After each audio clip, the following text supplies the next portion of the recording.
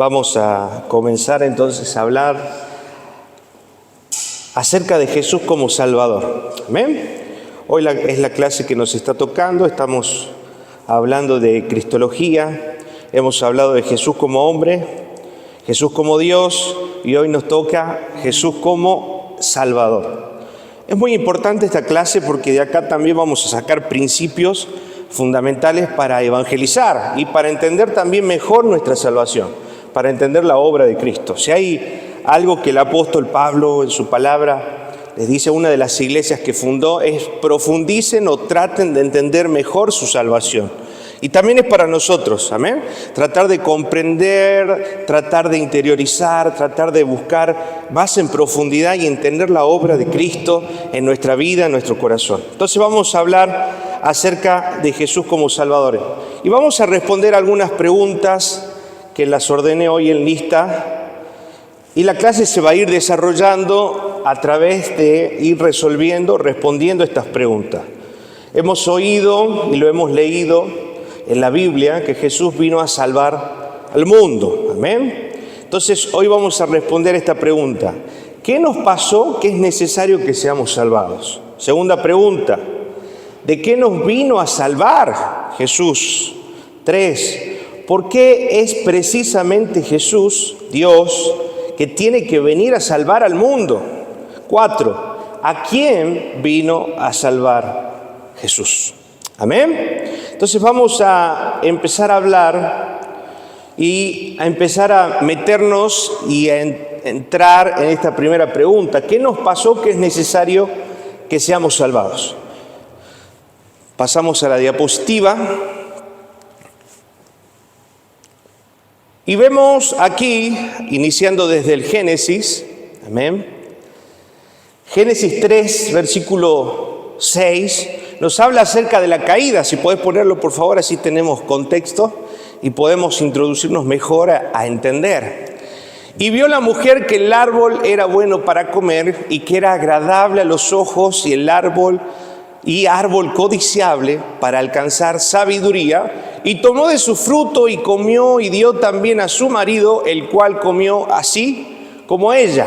Amén. Entonces vemos ahí desde el principio en que el Señor había encargado a sus hijos, Adán y Eva, creación primaria del Señor, a que no coma del árbol de la sabiduría del bien y del mal. Amén.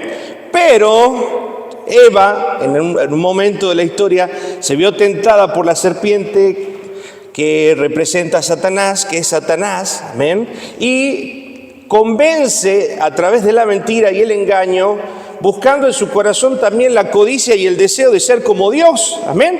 Dice que el primer pecado que tiene el hombre es querer ser como Dios, es querer ser su propio Dios. Tener el conocimiento del bien y del mal implicaba eso, poder ser como Dios. Y para ella en ese momento fue algo tentador, algo deseable. Y termina comiendo de este árbol del fruto del bien y del mal. Amén. Y de la misma manera cae y hace probar de este fruto a Adán. Amén. Entonces ahí vemos cómo entra el pecado a la raza humana. Que es el pecado que luego Pablo le dice concupiscencia, que otros le dicen el pecado original o el pecado natural, que como hombres y a través de la descendencia de Adán y Eva, todos nosotros hemos nacido bajo esa misma maldición. Todos estamos bajo el pecado original. Amén. Entonces seguimos viendo que aquí, que el pecado produjo separación del hombre de Dios. Amén. Muerte, tanto espiritual como muerte natural. Hay algo curioso, hablando de la muerte también espiritual. Muerte significa tánatos. Amén. Romanos 6:23 dice que la paga del pecado es muerte. Deuteronomio también lo dice, que el pecado se debía pagar a través de una muerte. Por eso también después se introduce el régimen del sacrificio a través de Moisés en adelante, donde, ya vamos a verlo más adelante, se ponía o se sacrificaba un animal y esa sangre era por el pago de ese pecado. Amén. Entonces vemos acá que la palabra muerte significa separación. Tánatos en griego significa separación. Quiere decir que cuando el hombre peca contra Dios en el huerto, se separa, pierde su comunión con Dios, pierde su común unión con Dios. Amén. No solo pierde esa comunión con Dios desde lo espiritual, sino pierde también la vida eterna, porque dentro de ese huerto había un árbol que era el árbol de la vida, del cual comían y tenían eternidad. Entonces el Señor dice, no voy a contender para el hombre por siempre. Lo echó del huerto y al salir del huerto, ellos ya no tuvieron acceso al árbol del bien y del mal, de la vida eterna, que es una cristofanía, es una representación también de Cristo, porque Cristo, a través de Cristo nosotros tenemos vida eterna. Amén. Y ellos ahí, a partir de ese momento, conocen lo que es también la muerte física. Amén. Entonces, a través del pecado entra la muerte espiritual y la muerte física. Amén. ¿Qué significa muerte? Separación. Tánatos en griego. Fuimos separados de la comunión con Dios. Hemos perdido la comunión con Dios desde el principio.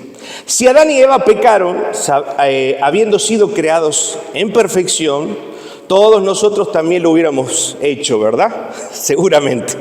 Amén. Vamos a ver algunos comentarios, Romanos 5:12, afirmando y viendo cómo este pecado ha ido afectando no solo a ellos, sino a todos. Por tanto, como el pecado entró en el mundo por un hombre, Adán y Eva, y por el pecado la muerte, así la muerte pasó, dice, a todos los hombres, por cuanto todos pecaron. Y eso tiene que estar claro en nuestro corazón, todos, sin excepción. Hay gente que cuando queremos predicar, queremos hablarles, yo no le hago nada a nadie, no le hago mal a nadie, yo soy bueno. Amén. Y se consideran buenos en la ignorancia de no entender que desde el momento en que nacieron ya son malos, porque en nosotros habita este pecado natural o pecado original desde el principio. Amén. ¿Estamos entendiendo? Entonces, ¿habrá alguien que no es pecador? No, todos pecamos. Y el pecado entró por Adán y Eva. Todos pecados, todos fuimos manchados. El pecado entró por ellos, todos pecamos. Si todos hemos pecado, todos somos entonces dignos ¿de qué? De muerte. Amén. Todos nosotros. Recuerden que dice la palabra, Romanos 6:23, la paga del pecado es muerte. Amén. Entonces todos somos dignos de muerte. Por eso la gracia es tan maravillosa. Amén. Porque es un regalo que no merecemos. Porque si algo merecemos, es la muerte. Es la ira de Dios sobre nuestra vida, manifestándose a través de la justicia de Dios. Vamos a ir profundizando un poco también acerca de eso. Romanos 6:23 también vemos aquí afirmando, como le decimos recién, porque la paga del pecado que dice es muerte, mas la dádiva de Dios es vida eterna. ¿En quién? En Cristo Jesús, nuestro Señor. Amén. O sea que solamente a través de Cristo alcanzamos a tener perdón de nuestro pecado y vida eterna, alcanzar la dádiva, el regalo, el don de esa gracia inmerecida. Vamos a responder entonces de esa manera, respondemos la primera pregunta. ¿Qué nos pasó? Entró el pecado a través de Adán y Eva y por tanto ese pecado también nos alcanzó a todos como humanidad. Segunda pregunta. ¿De qué nos vino a salvar Jesús? Amén. Es importante entenderlo. Éxodo capítulo 34, versículo 7. Y nos dice, que ahí puse algunas palabras también de ese versículo justamente.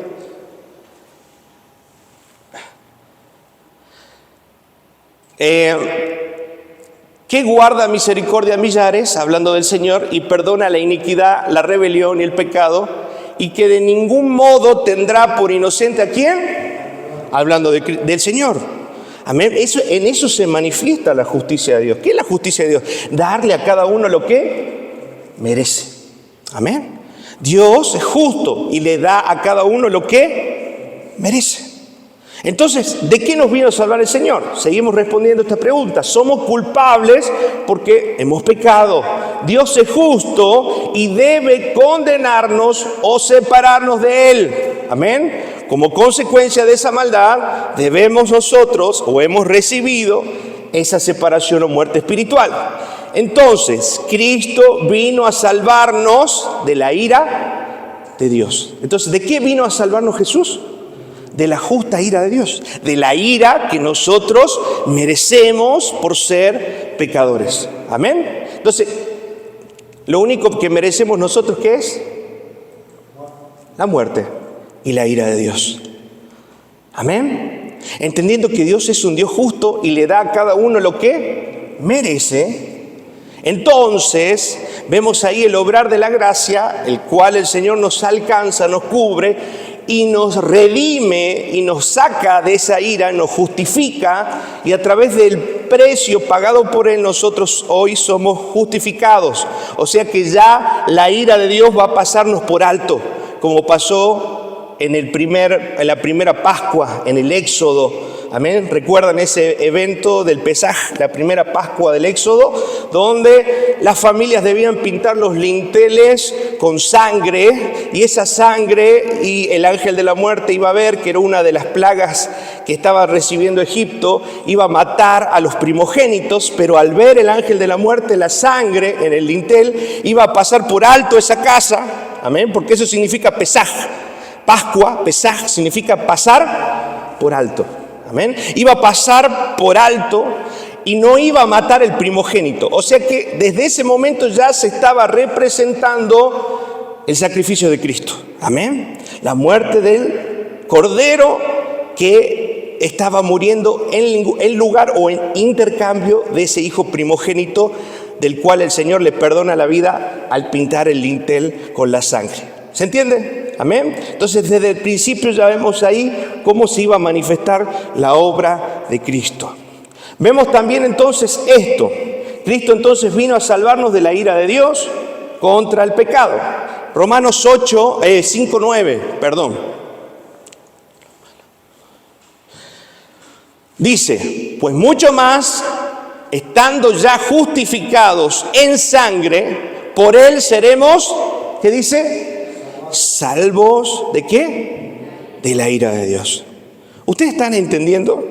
Porque a veces nos detenemos a ver la misericordia de Dios, la bondad de Dios, nos detenemos a ver cómo Dios nos socorre una y otra vez, pero el carácter de Dios es completo, no es solo misericordia y gracia, sino también es justicia. Dios tiene un carácter justo. Y nosotros debemos reconocer el carácter justo de Dios, porque si nosotros no reconocemos el carácter justo de Dios, no vamos a alimentar el temor de Dios en nuestro corazón. Y usted como yo debemos tener temor de Dios. Amén. Y el temor de Dios no es el miedo. Sí, en algún momento entra el miedo a la consecuencia. Si yo, me mando una y Dios va a traer castigo, va a traer consecuencias. Pero ese temor se va perfeccionando, dice su palabra en Juan, en el amor de Dios. Entonces, al final, no solo que tenemos temor como un respeto reverente hacia ese Dios grande, poderoso y justo, sino que por amor no queremos fallar al Señor y por amor guardamos nuestro corazón de no herir a nuestro Dios. Amén. ¿Cuántos buscan honrar al Señor por amor y no por temor? Amén. Porque esa es la madurez del amor. Empezamos en el temor, pero debemos terminar en el amor. Por eso el proverbio dice, el principio de la sabiduría es el temor. Es el principio, es el comienzo. Pero esa sabiduría y ese amor se debe ir desarrollando y al final nos va conduciendo a madurar en el amor. Amén. Entonces ya no pecamos por miedo a las consecuencias, sino que ahora decidimos no pecar porque amamos a Dios y no queremos deshonrar su nombre. Amén. ¿Se va entendiendo? Entonces, ¿qué dice Romanos? Pues mucho más, estando ya justificados en su sangre, por Él seremos salvos de la ira. Entonces, pregunto yo, ¿de qué nos vino a salvar Jesús?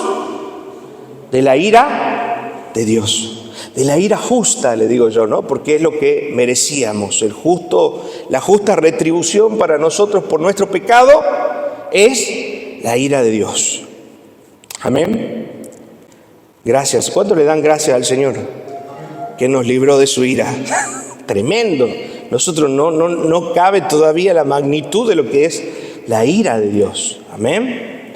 Seguimos respondiendo a la siguiente pregunta. ¿Por qué Jesús es el que tiene que venir a salvar al mundo? ¿Sí? ¿Por qué Jesús es el que tiene que venir a salvar al mundo? Dios es justo. La culpa del pecado debía pagarla a alguien para llenar o satisfacer la justicia. Y esa persona debía ser alguien que no tuviera pecado que pagar. Amén.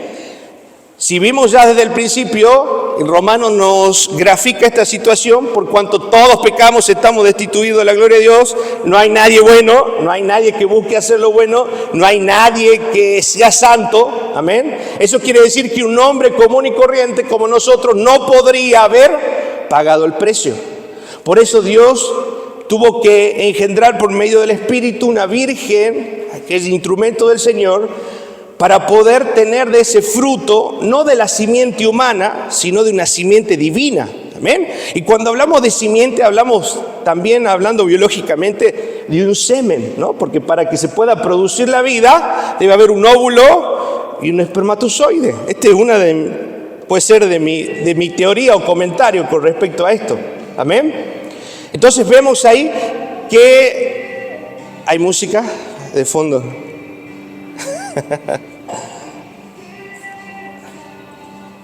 Se activó YouTube. Amén. Entonces vemos cómo el Señor en su misericordia engendra en la vida de una mujer a través de su simiente divina una naturaleza santa, pura, que es Cristo Jesús, para poder salvarnos. Porque nadie más podía pagar ese precio. Tenía que ser alguien que no tenga pecado ni culpa sobre él. Amén. Solo así la justicia perfecta de Dios sería satisfecha. No había otra forma, no había otra manera. Solamente alguien que no haya pasado por pecado podía satisfacer esa justicia. ¿Y quién mejor que Jesús, Dios hecho hombre? Amén.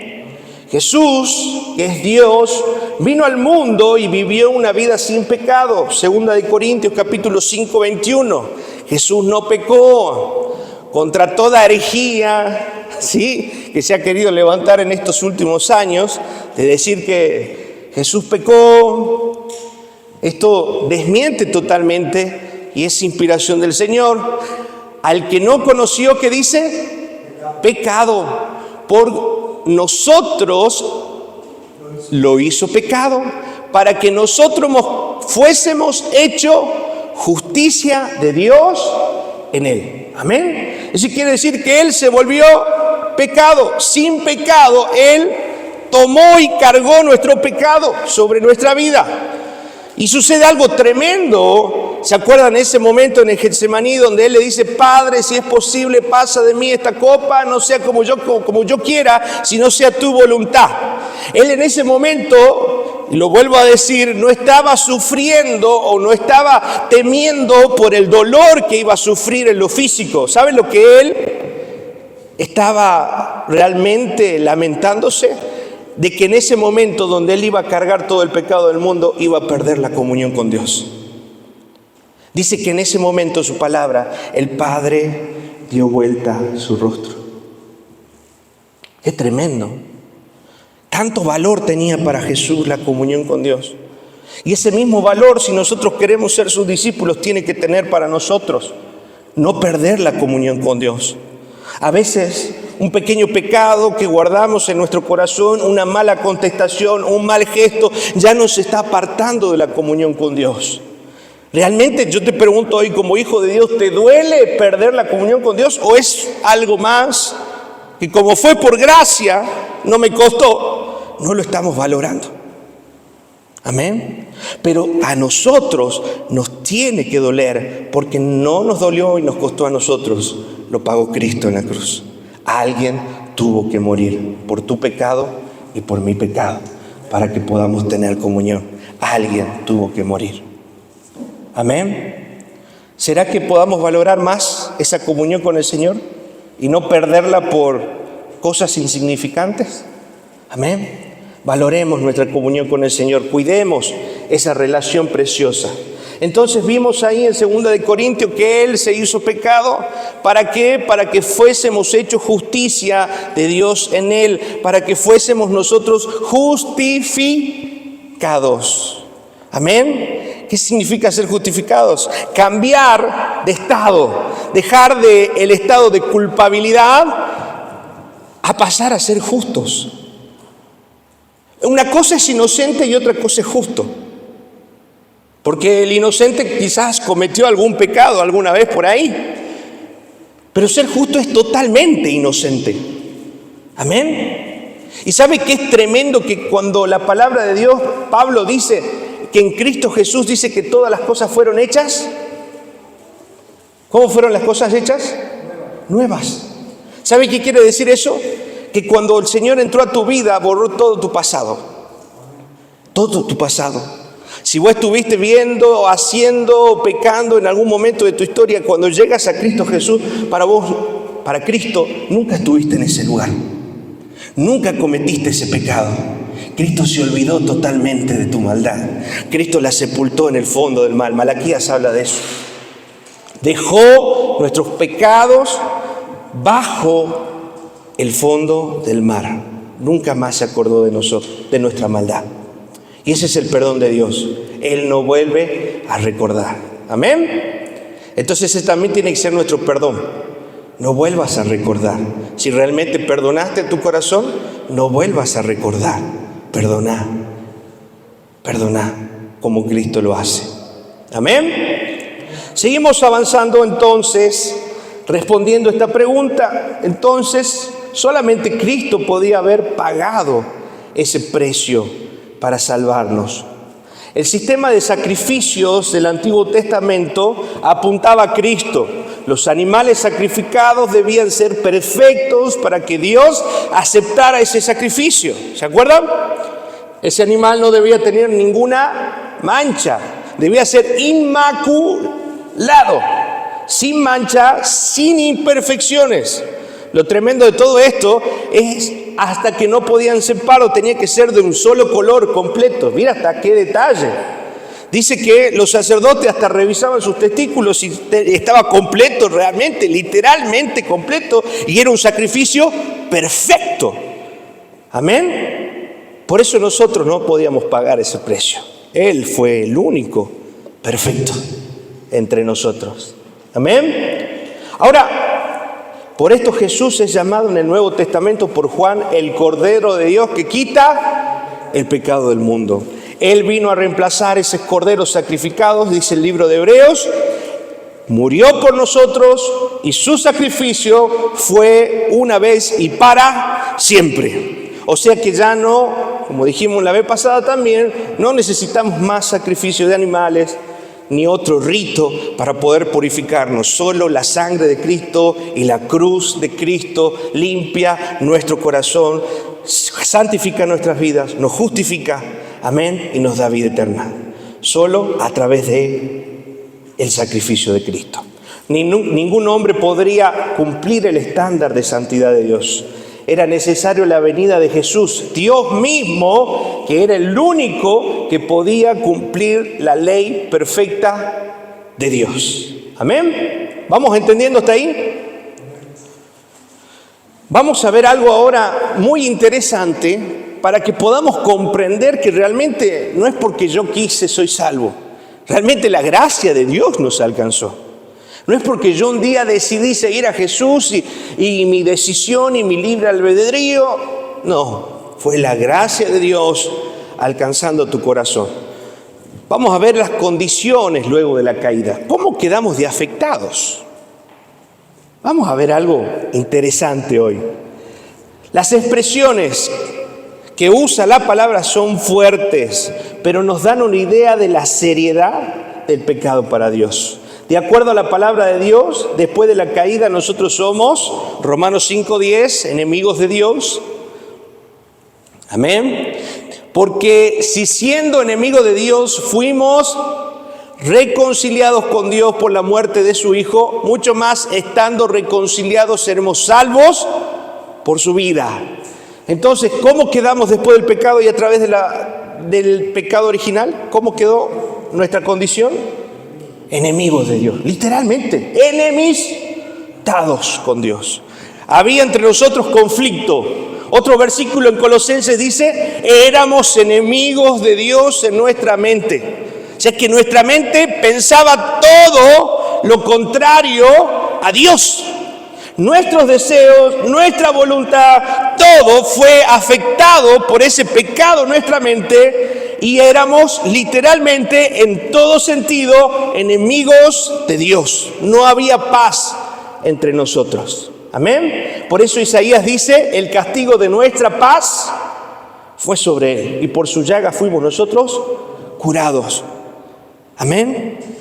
Quiere decir, el castigo de nuestra paz, esa cercanía y esa amistad que hoy tenemos, cayó sobre el Cordero. Eso es paz, unión. Amén. El castigo de esa paz. Segundo, a través de este pecado original y este pecado que entró a través de Adán y Eva, somos esclavos del pecado. Romanos 6:17. Tenga presente esto. Pero gracias a Dios que aunque erais esclavos del pecado, habéis obedecido de corazón a aquella forma de doctrina de la cual fuisteis entregados. Amén. ¿Qué dice lo que nos dice Pablo? Que éramos enemigos de Dios y acá nos dice que éramos esclavos de Él. Literalmente, ¿quién es alguien que es esclavo del pecado? ¿Tiene voluntad alguien que es esclavo? ¿Puede decidir a alguien que es esclavo? Pierde su voluntad, pierde sus deseos, no tiene derechos, no puede escapar y hacer lo que a él le parece. Eso quiere decir que nosotros, a través del pecado original, hemos quedado esclavos del pecado. Aunque nosotros querramos hacer lo bueno, siempre íbamos a elegir el mal, porque no teníamos otra opción. El pecado era nuestro amo y Señor. ¿Me está entendiendo? Ser esclavos es tener un dueño. Ser esclavos es tener un Señor, un amo, quien gobierna nuestra vida. Eso quiere decir que éramos esclavos, sin voluntad. Amén. Por eso, aunque nosotros queríamos salir del pecado, no podríamos salir del pecado. ¿Va entendiendo? En cambio, en Cristo Jesús, Él rompió la esclavitud del pecado y nos dio libertad. Y a través de esa libertad nosotros sí ahí podemos decidir en obediencia, seguir siendo esclavos del pecado, obedecer a Dios y ser realmente libres y glorificar a Dios con nuestra vida. ¿Amén? ¿Qué están eligiendo ustedes? La obra del Señor ya nos hizo libres. Eso quiere decir, y lo repito y lo dije varias veces, no hay ningún pecado que nos pueda hacer esclavos. Ningún hábito y nada que no podamos superar a través del sacrificio de Cristo. Amén. Pero este fue el resultado. Quedamos esclavos del pecado. Otro efecto, Efesios capítulo 2, versículo 1.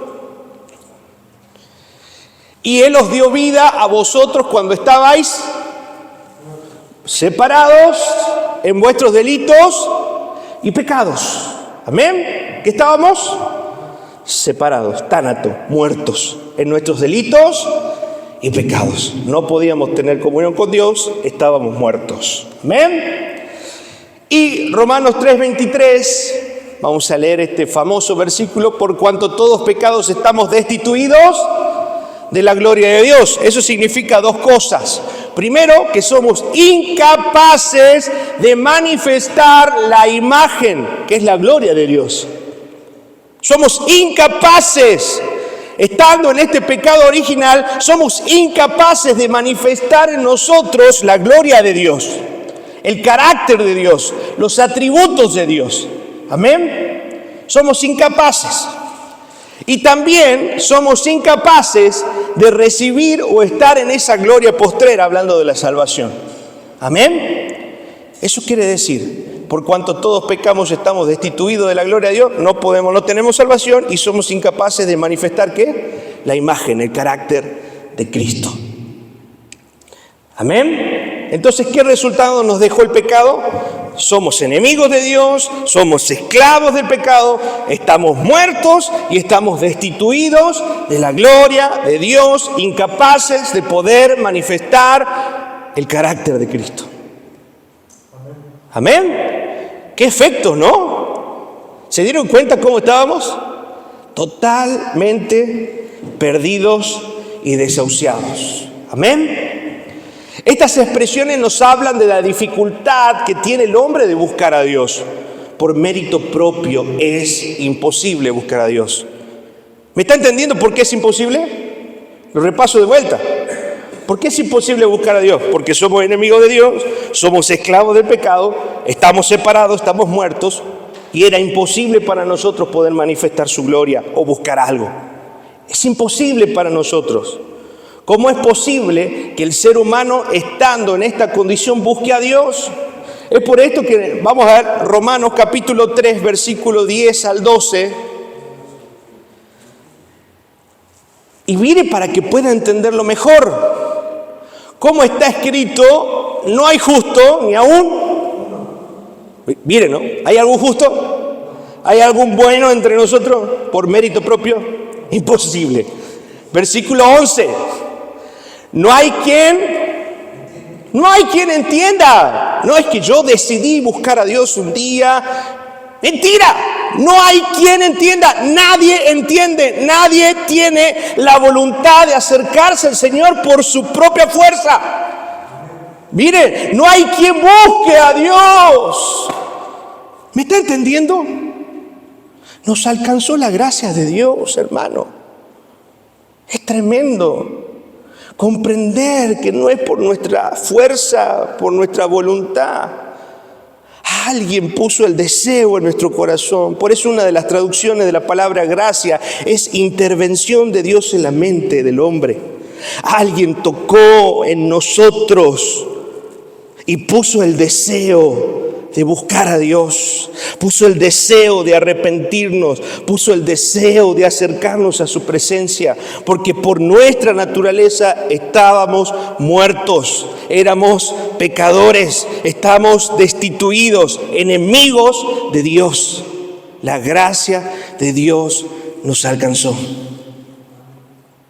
¿Cuánto le dan gracias por esa gracia?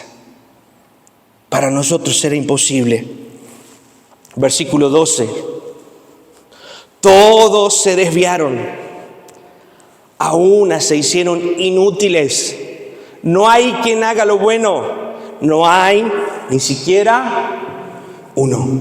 Todos, sin excepción, todos. Ninguno podría acercarse a Dios por un deseo propio. Dios nos alcanzó con su gracia. Amén. ¿Está entendiendo un poco más la profundidad de la gracia de Dios? ¿Se da cuenta que no es porque soy buenito? No depende de nosotros. Él nos alcanzó. Él nos amó. Vamos a seguir avanzando. Otra pregunta que hoy tenemos es: ¿a quién vino a salvar el Señor? Muy controversial esta pregunta. Hace poco le hicieron un reportaje al Papa, ¿no? Y dijeron: todos somos hijos de Dios. Vamos a ver si realmente todos somos hijos de Dios. Amén. Ahora, lo primero que se deben tener en cuenta, que los salvos son aquellos que son hijos de Dios. ¿Quiénes son los salvos? ¿Quiénes son los hijos de Dios? Los que son salvos. Amén. El Evangelio de Juan no solo revela y destaca la divinidad de Jesús, como vimos, sino que también lo revela a Él como ese Salvador del mundo. Y realmente esta revelación tiene una connotación muy especial en este Evangelio. Menciona aspectos de Jesús como Salvador que los demás evangelios no mencionan. Vamos a ir al libro de Juan, capítulo 1, versículo 12 al 13. Juan revela acá que no todos somos hijos de Dios. Esa es la verdad. Amén. ¿Qué dice Juan? Capítulo 1, versículo 12. mas a todos los que recibieron, los que creen en su nombre, les dio potestad de ser hechos hijos de Dios. Entonces ahí vemos la primera limitación. No todos somos hijos de Dios. ¿Qué deberíamos haber hecho para hacerlo? Creer en Él. Amén. Recibirle en nuestra vida, en nuestro corazón, reconocerle como nuestro Salvador. Versículo 13. Los cuales, y escuche bien esto, no son engendrados ¿de qué? De sangre, ni de voluntad de carne, ni de voluntad de varón, sino, entonces no es porque yo tuve la voluntad, no es porque el hombre tuvo la voluntad de querer ser hijo de Dios y recibió a Jesús en corazón, no, porque no son engendrados, no somos engendrados por voluntad, ni por sangre, ni por voluntad de varón, o sea, de nosotros mismos. Hemos sido engendrados ¿por quién? Por Dios. No es mi voluntad. No sé si me está entendiendo.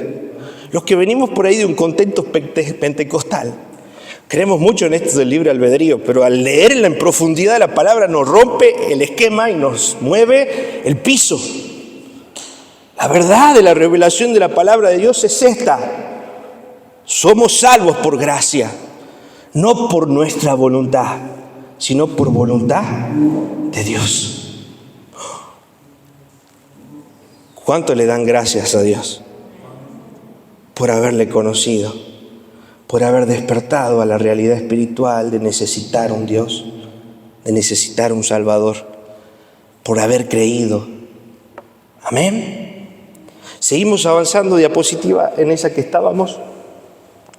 Entonces, Juan revela que no todos somos hijos de Dios y que para llegar a serlo tenemos que recibir ¿a quién? A Jesús. Por eso hay gente que no lo recibe. No sé si les pasó. Hagamos una oración de fe. Usted cree en Jesús y por más que le haga el dibujo y el relato más hermoso, no, gracias. O lo hace por compromiso, ¿no? Por eso decimos que no somos salvos porque hemos hecho una oración, sino ¿cómo podemos ver en nosotros y detectar a alguien que ha sido salvo?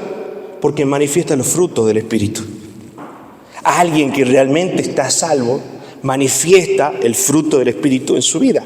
Manifiesta amor, gozo, paz, paciencia, bondad, benignidad. Manifiesta el obrar de Dios porque es parte del carácter de Dios. Y Él se va convirtiendo cada día más. Y hay un deseo profundo en el corazón de los salvos de ser más como Jesús y de santificarse más. Porque la santificación es el proceso que nos lleva a ser más como Jesús.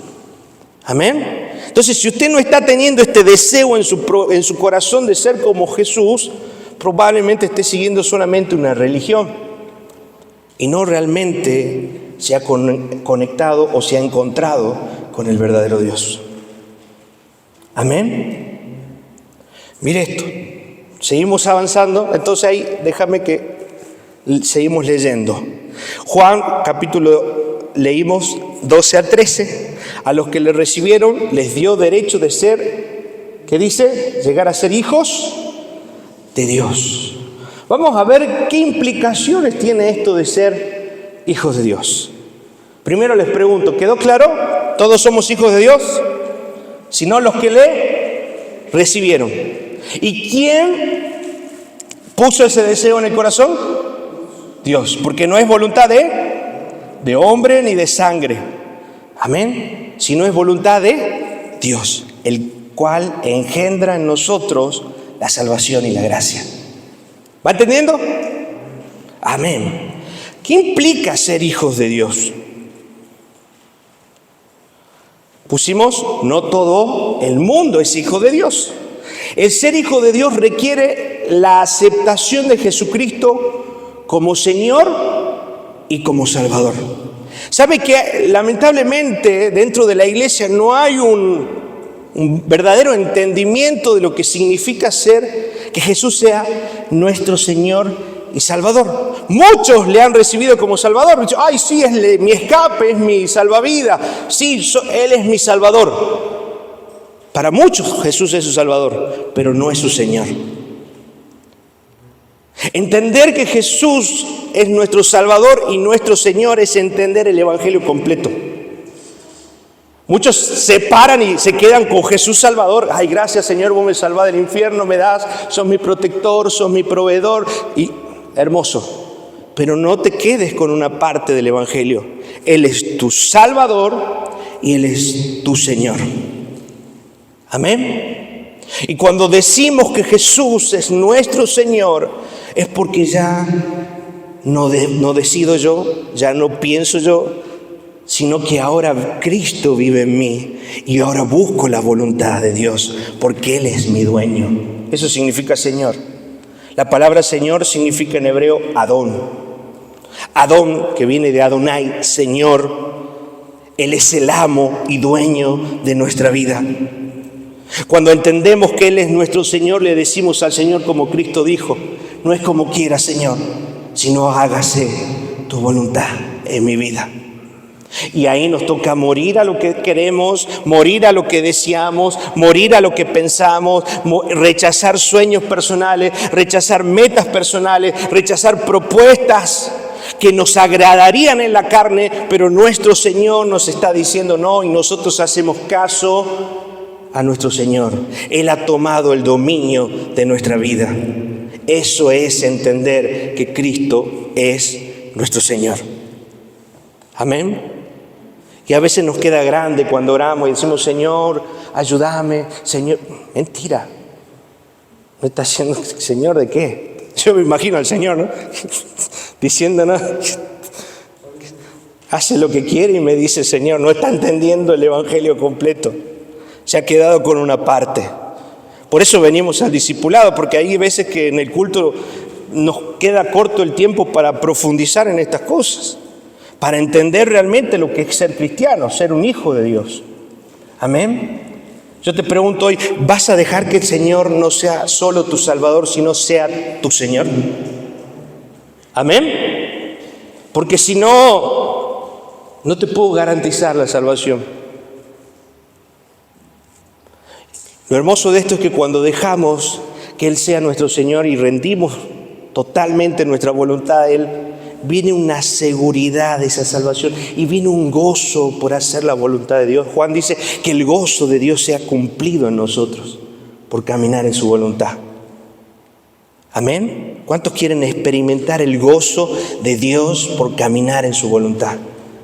El gozo de Dios que experimentaba David en el Salmo 51 después de pecar. Señor, devuélveme el gozo de la salvación. Ese es el gozo que Dios nos da cuando entendemos que no es solo Salvador, sino también es nuestro Señor y dejamos que Él gobierne en nuestra vida. Hay seguridad en nuestros pasos. Sabemos que Él camina con nosotros. Sabemos que Él va a proveer. ¿Sabes por qué tenés miedo que, no sé si voy a tener mañana?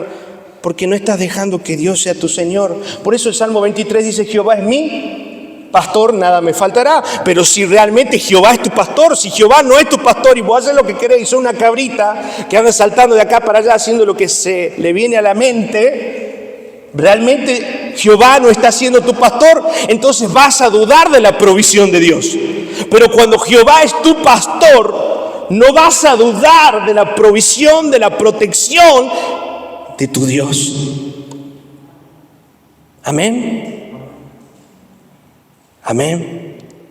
Estamos comprendiendo el Evangelio completo. Juan 1:13, entonces, que no nacieron de sangre, ni de voluntad de la carne, ni voluntad del hombre, sino ¿de quién? Voluntad de Dios. La idea y el deseo de ser salvo no nace en la mente del hombre, sino nace en la mente de Dios. No depende de mí, no depende de lo que yo quiera, no, es el Señor que nos alcanza con su gracia, nos abre la mente, nos pone, dice como dice Filipenses, pone en nosotros el querer como el hacer por su buena voluntad. Amén. ¿Vamos comprendiendo un poco más del Evangelio? Gracias, Señor. ¿Dios te está hablando en esta noche? Amén. Decirle a que tenés al lado, Dios no es solo tu Salvador, sino es tu Señor. Amén. Siguiente diapositiva. Entonces vemos acá que Dios es quien persigue al hombre, en su gracia, en su amor, en su misericordia, en su favor. Juan 3:16, que dice: de tal manera amó Dios al mundo, ¿qué dice? Que ha entregado a su Hijo unigénito para que todo aquel que en Él crea no se pierda, mas tenga vida eterna. Recuerde el contexto de Juan. Juan era un libro escrito para griegos, romanos y judíos, para todo el mundo conocido. Amén. Entonces, cuando la palabra de Dios, acá Juan expresa: de tal manera amó Dios al mundo, no está hablando del mundo global en su totalidad, sino está hablando de que Dios amó tanto ¿a qué? A judíos, a romanos, a griegos y a gentiles. ¿Se está entendiendo? Cambia, ¿no? Cuando entendemos el contexto, cuando entendemos a dónde iba dirigido el libro de Juan y a quién iba dirigido el libro de Juan. Amén. Ese es el mundo al que se refiere Juan. Amén. A judíos y no judíos. Porque la salvación se amplió para todo aquel que en Él cree. Versículo 3:36 del Juan. Seguimos en Juan. El que cree en el Hijo de Dios tiene vida eterna, pero el que rehúsa a creer en el Hijo de Dios verá la vida, no verá la vida, sino que la ira de Dios estará. ¡Qué fuerte! ¿Sabe lo que dice otra traducción de este pasaje? Dice: el que cree en el Hijo de Dios tiene vida eterna, pero el que se rehúsa a obedecer al Hijo de Dios no verá la vida, sino que la ira de Dios está sobre él. El que se rehúsa a obedecer. ¿Se acuerdan por qué, no? ¿Qué significaba creer? Hace referencia a la fe, que en hebreo es emuná, y la fe es creer, confiar y obedecer. No podemos separar la fe de la obediencia. Entonces puede decir: yo creo en el Señor, que es mi Salvador, yo creo que es mi proveedor. Hermoso. ¿Pero estás obedeciendo? Si no hay obediencia en tu fe, hay una fe muerta, que no sirve. Delante de Dios no sirve, porque el lenguaje de Dios es la obediencia. ¿Se acuerda? El que guarda mi palabra, ese es el que me ama. No, Señor, yo te amo porque vengo al culto y canto, me desgarganto cantándote y adorándote, traigo los mejores diezmos y las mejores ofrendas. De nada sirve y nada puede reemplazar tu obediencia. De nada. Ni que seamos buenos predicadores, ni que seamos buenos cantantes, ni que demos las mejores ofrendas. Por eso Corintios también habla del amor y dice: aunque vendieres todo y se lo dieras a los pobres, aunque te inmolares vos por amor al... Mentira, si no hay amor, de nada sirve. Y el amor en el lenguaje de Dios es la obediencia. Si vos querés mostrar a Dios que le amas, obedécele.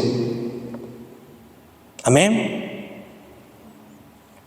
Ya no hay tanto amén ahí. Jesús revela que en el Evangelio de Juan, que Él es la fuente de vida eterna, pero también es el juez con derecho a condenar.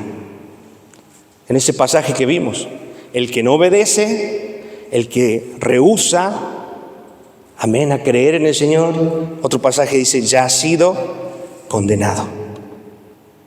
Amén. Juan, capítulo 3, versículo 17. Acuérdense que todo este libro de Juan está mostrando a Jesús como Dios y también nos muestra a Jesús como Salvador.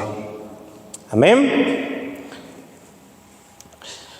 Porque no envió Dios a su Hijo al mundo para condenar al mundo, sino para que, dice, el mundo sea salvo por Él.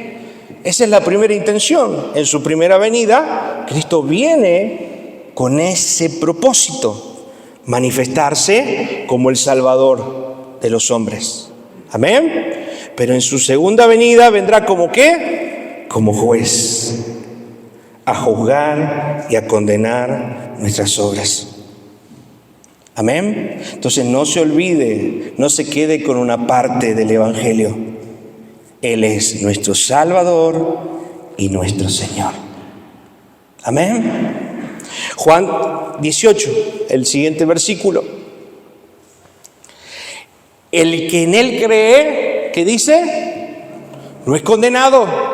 Pero el que no cree ya ha sido condenado porque no ha creído en el nombre del unigénito Hijo de Dios. ¿Se dan cuenta? Muestra la gracia para aquel que cree, pero también muestra el juicio y la condenación para aquel que no cree. Y una manera de demostrar que no creemos en Dios es no obedeciendo a Dios y a sus mandatos. Amén. ¿De qué lado querés estar? Te pregunto, ¿no? Creo que es obvio, ¿verdad? Espero que también sea obvia nuestra respuesta cuando tengamos que decidir si obedecer o desobedecer al Señor. Amén. Juan, capítulo 6, versículo 44. Lo leímos recién y lo volvemos a ver. Ninguno puede venir a mí. Y esto mírenlo de vuelta, lo recalca. Léalo usted. Ninguno puede venir a mí si el Padre que me envió no lo trajere. ¿Yo soy el que decido ser salvo? ¿Yo soy el que voluntariamente digo, yo, Señor, quiero ser salvo, yo voy a ser tu siervo? No. Si el Padre no lo acerca a Cristo, no podemos llegar a Él. Amén. Y yo, le resucitaré en el día postrero. Entonces, ¿qué dice? Ninguno puede venir a mí si el Padre que me envió no lo trajere. ¿Está claro? Nadie. Si usted está acá es porque el Padre lo acercó a Jesús. Si usted está acá es porque el Padre en su misericordia, en su gracia y en su amor puso en usted el deseo de conocer un poquito más a Dios, de acercarse, de rendir, de reconocerle como un Salvador. Y ahora profundizando y entendiendo más, dejar que Él sea su Señor. Nos vamos a comprometer a que Él sea nuestro Señor. Todos los días, recuérdelo, Señor, tú eres mi Señor, tú eres mi Salvador. Recuérdeselo todo el tiempo. No hago lo que quiero, hago la voluntad de mi Padre.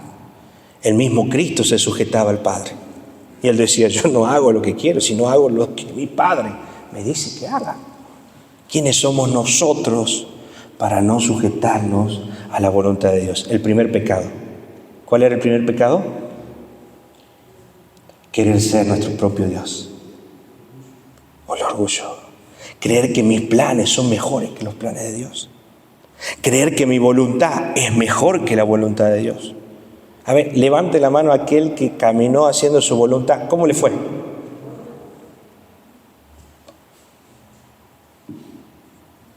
Ya la conocemos en la historia. No la repitamos. Amén. Rindamos nuestro corazón. No seamos tercos. No seamos orgullosos. Dejemos que Él sea nuestro Señor. Amén. Siguiente diapositiva. Seguimos en Juan 6:44 y vamos a ver algo acá hermoso. Me encanta la palabra de Dios porque trae estas cosas secretas que nos cautivan y nos revelan la gracia, amén, del Señor. Ninguno, dice, puede venir a mí si el Padre que me envió no lo trajere. Y yo le resucitaré en el día postrero. La palabra que se traduce en este último versículo como atraer, amén, es la palabra el keu o el quo. De acuerdo al diccionario Kikle, que es uno de los diccionarios bastante completos y extensos de este Nuevo Testamento, puse ahí entre paréntesis, tiene 10 volúmenes para que vean la profundidad, amén. Esta palabra, ser atraídos, por una fuerza irresistible. Si había una premisa dentro de los reformadores que habían entendido la gracia de Dios, era que la gracia de Dios es irresistible. ¡Wow! ¿Habrá algún hombre al cual el Señor se le haya manifestado en su gracia que lo haya rechazado? La gracia de Dios es irresistible. Y esta palabra, como decimos, que atrajo, que el Padre los trayere, los haya traído, habla de una fuerza irresistible que Dios hace en nosotros, que nos atrae hacia Él. ¿Alguien experimentó esa fuerza irresistible? Que no se, hay chance, me puedo hacer loco, el rebelde, el desentendido, pero algo tarde o temprano me lleva a humillarme de nuevo y buscar al Señor. ¿Hay alguien acá que se haya hecho loco en algún momento de la vida? Amén. Pero aquellos que hemos sido atraídos con esta gracia, hemos probado que esa gracia es irresistible. Una y otra vez volvemos a Él, porque somos de Él. Amén. Esa es la gracia de nuestro Dios. Gracia irresistible. Mire, Jeremías experimentó esta gracia del Señor. Jeremías capítulo 20, versículo del 7 en adelante. Mire lo que dice Jeremías. Me sedujiste, oh Jehová, y fui seducido. Más fuerte fuiste que yo y me venciste. Cada día he sido escarnecido, cada cual se burla de mí. Contexto de este versículo. A Jeremías le tocaba en ese momento traer juicio sobre el pueblo. Imagínense cómo lo recibía. Él se tenía que parar públicamente y empezar a declarar que iba a venir juicio de Dios sobre el pueblo. Imagínense cómo la gente lo trataba, cómo la gente se burlaba. Muy fuerte. Mire este contexto. Pero ¿qué dijo él? Me sedujiste, Jehová. Fuiste más fuerte. Amén. Me venciste. Versículo 8. Mire esto. Porque cuántas veces hablo, doy voces, grito, violencia y destrucción, hablando del juicio de Dios, porque la palabra de Jehová me ha sido para afrenta y escarnio cada día. O sea que él estaba llamado para ese momento para traer a reflexión y traer temor de Dios sobre el pueblo. ¿Qué trabajo le tocó? Versículo, ¿se dan cuenta? Miren, pon el 8. ¿Se dan cuenta el trabajo del profeta? No le dice, te voy a cruzar en el aeropuerto, en las mejores plataformas te veré predicar. No. El profeta de Dios sí trae promesas de Dios para su pueblo. En algunos pasajes lo vemos. Pero también trae juicio de Dios, reprensión. Y habla para llevarnos al arrepentimiento. Amén. Mire lo que dice el 8. Y dije, no me acordaré más de él. ¿Qué trató de hacer? Ay, no quiero saber nada más, Señor. Esta gente se burla, esta gente me rechaza, el mensaje que tengo que dar es muy duro. Señor, no me acordaré más de él, ni hablaré más su nombre. No obstante, había en mi corazón como un fuego ardiente metido en mis huesos. Traté de sufrirlo y no pude. Y esa es la gracia irresistible de Dios, que nos atrae a Él, que está dentro de nuestros huesos, que aunque nosotros queramos negar que Él es nuestro Señor, Él viene una y a otra vez y nos hace sentir su amor y nos hace sentir que somos suyos. Esa es la gracia irresistible de nuestro Señor. Él nos amó con amor eterno. ¿Cuánto le dan gracias al Señor? Amén. No podemos apartarnos de su amor. Romanos lo dice. Ni tribulación, ni angustia, ni peligro, ni hambre, ni desnudez, ni ángeles. Nada, Señor, nos podrá separar de tu amor. Nada. Ni nuestra más terca rebeldía nos puede separar de su amor. Volveremos a Él una y otra vez porque somos suyos. Amén. Gracias, Señor.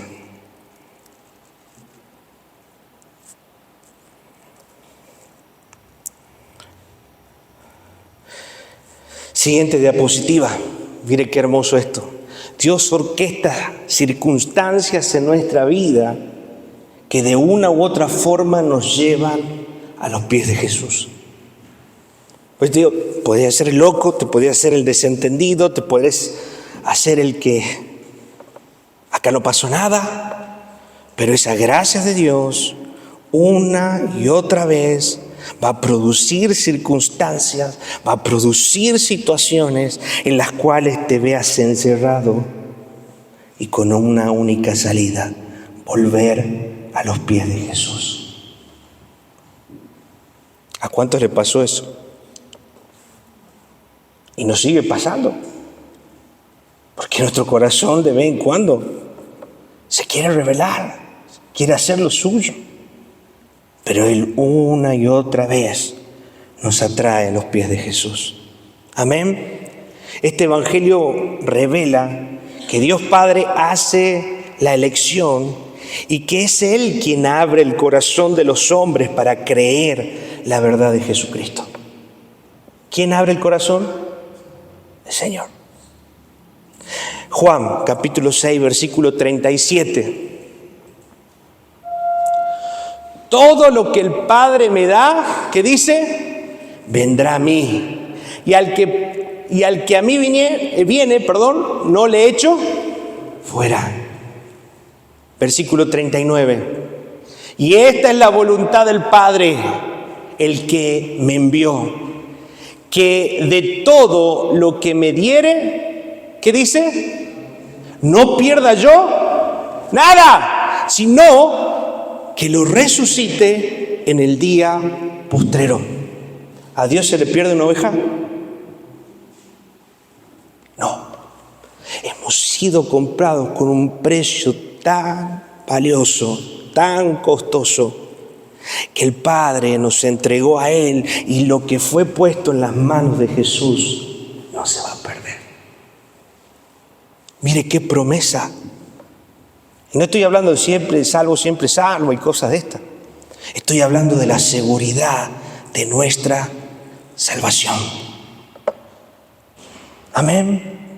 No se va a perder lo que está en las manos del Señor. Y en esto te pido que creas y pongas a tus hijos en las manos del Señor.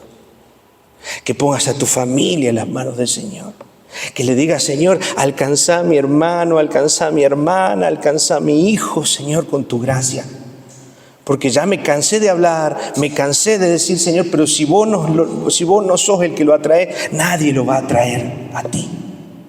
Necesitamos la intervención del Espíritu en el corazón de las personas. Amén. ¿Cuántos van a orar por la salvación? Que Dios tenga misericordia, que Dios tenga gracia, que la gracia de Dios alcance su mente, su corazón, que ellos puedan ver la necesidad de un Salvador. Amén. Oremos por salvación. Él escucha nuestra oración y es la voluntad de Dios. Dice que ninguno se pierda, sino que todos procedamos al arrepentimiento.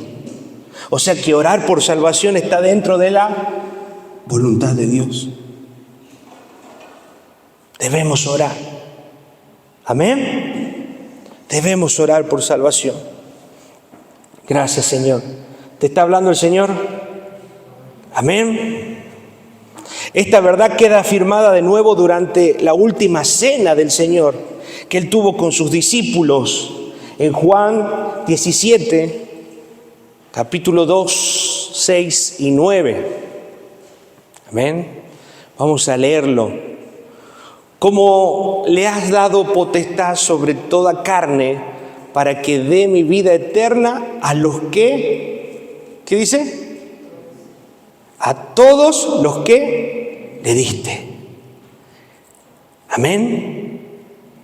Vamos a leerlo de vuelta a ver si lo entendemos. Como le has dado potestad sobre toda carne para que dé vida eterna a todos los que le diste. Amén. Vemos una vez más que es Dios acercándonos a Cristo, dándonos y poniéndonos en las manos del Señor. Versículo 6. He manifestado tu nombre a los hombres que del mundo, otra vez, ¿qué dice? Me diste. ¿Depende de nosotros? ¿Quién nos entregó en las manos de Jesús? Dios, el Padre. Qué tremendo esto, ¿no? Porque Jesús siempre busca dar gloria al Padre. Por eso dice, yo soy el camino, la verdad y la vida. Nadie viene al Padre si no es por mí. Mira esto. Acá vemos que la obra es de Dios. Pero Jesús reconoce y lleva la gloria al Padre. Amén. Es el que nos acerca en plenitud a la presencia del Padre. Porque a través de Jesús podemos conocer el carácter, podemos conocer la imagen de ese Dios invisible. Amén. Dice, tuyos eran, ¿y qué dice? Y me los diste. Eso habla también en Efesios capítulo 4, que desde antes de la fundación del mundo, Él nos había escogidos. Él ya sabe quiénes son los suyos. Amén. No por eso no vamos a dejar de orar por salvación y dejar de predicar, porque nosotros no lo sabemos. Debemos predicar, debemos evangelizar, debemos llevar el mensaje del evangelio. Y el que escuche y sea de Dios va a responder al evangelio, porque Él ya ha sido designado por Dios para acercarlo a Cristo. Amén. Mire lo que dice. Entonces, he manifestado tu nombre a los hombres que del mundo me diste. Tuyos eran y me los diste, y han guardado tu palabra. Otra vez, ¿cuál es la característica de aquellos que han sido escogidos por Dios y tienen salvación? Guardan su palabra, la obediencia. Amén. Por eso muchos pueden venir a la iglesia, y porque vengamos a la iglesia o sirvamos o hagamos algo para el Señor, no quiere decir que seamos salvos. Si hay algo que garantiza nuestra salvación, son los frutos y la obediencia que tenemos a su palabra. Amén. Versículo 9. Ruego pues por ellos, no ruego por el mundo, sino por los que, otra vez dice, me diste, porque tuyos son. Otra vez. ¿De quiénes somos? Desde el principio. ¿Te vas a poder escapar de Él? Jamás. Jamás. Amén. Él no pierde nada. Si hay alguien que nunca pierde, hablaba esta semana con Luisito, si hay alguien que nunca pierde, es el Señor. Amén. Él nunca pierde. De verdad. Juan 17 contiene una oración del Hijo hacia el Padre, hecha esa última noche, horas antes de ser crucificado. En esta oración Jesús revela grandes verdades con relación a la salvación, que es lo que acabamos de leer. Hemos sido acercados a Cristo por medio del Padre. Amén. Me quedan 3 diapositivas, no me quiero extender más. Después lo va a usted terminar de leer cuando se los envíe. Pero creo que el mensaje ha quedado claro esta noche. Amén. Jesús como Salvador. Hemos sido salvos por gracia.